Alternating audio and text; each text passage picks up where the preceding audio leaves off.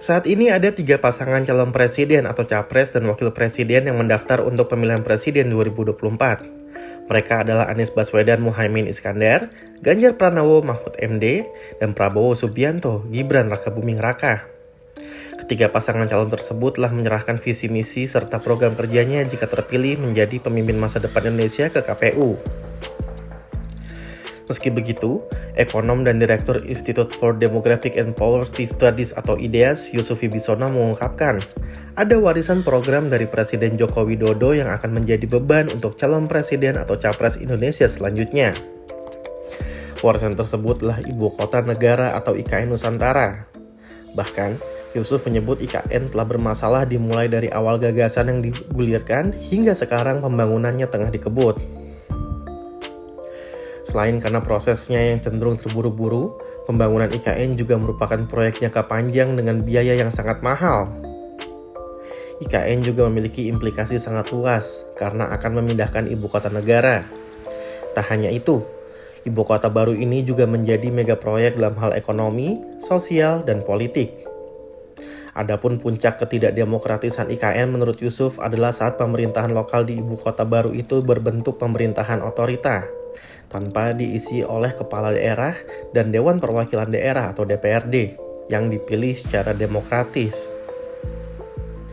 Kepala otorita IKN ditunjuk dan diberhentikan oleh presiden dengan masa jabatan yang bisa diperpanjang tanpa batasan. Bahkan, dengan ketiadaan DPRD, warga IKN tidak memiliki representasi sama sekali dalam pemerintahan. Padahal, IKN adalah daerah setingkat provinsi. IKN menjadi satu-satunya daerah yang tidak demokratis di Indonesia.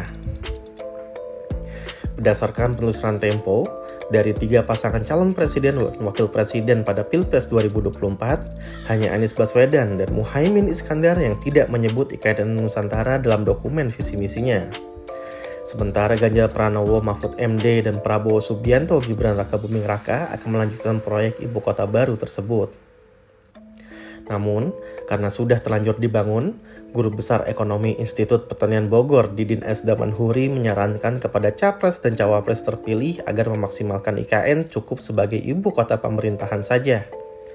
Dengan alokasi anggaran yang sudah keluar puluhan triliun, Didin meminta agar itu tidak menjadi mubazir.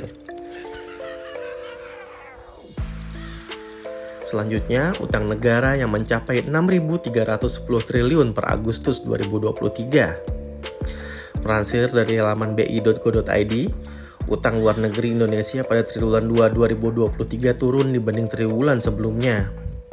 Posisi utang luar negeri Indonesia pada akhir triwulan 2 2023 tercatat 396,3 miliar US dollar atau sekitar 6.310 triliun dengan kurs 15.923.000. Angka ini turun dibandingkan dengan posisi ULN akhir triwulan 1 2023 sebesar 403,2 miliar US dollar atau 6.420 triliun. Selain utang luar negeri, berbagai permasalahan infrastruktur warisan Jokowi yang bisa jadi beban capres selanjutnya adalah berbagai permasalahan infrastruktur. Mulai dari kereta cepat Jakarta-Bandung yang memakan waktu lama untuk balik modal, tol Trans Sumatera, korupsi di pembangunan tol MBZ, hingga bandara Kertajati yang sepi. Contohnya kereta cepat. Yusuf memperkirakan waktu balik modal dari proyek kereta cepat Jakarta-Bandung atau kereta cepat WUS adalah 80 tahun. Dia menjelaskan bahwa proyek tersebut menelan biaya sekitar 7,2 miliar US dollar atau 110 triliun rupiah. Dengan 75% pembiayaan berasal dari utang Cina dan 25% dari ekuitas konsorsium PT Pilar Sinergi BUMN Indonesia atau PT PSBI.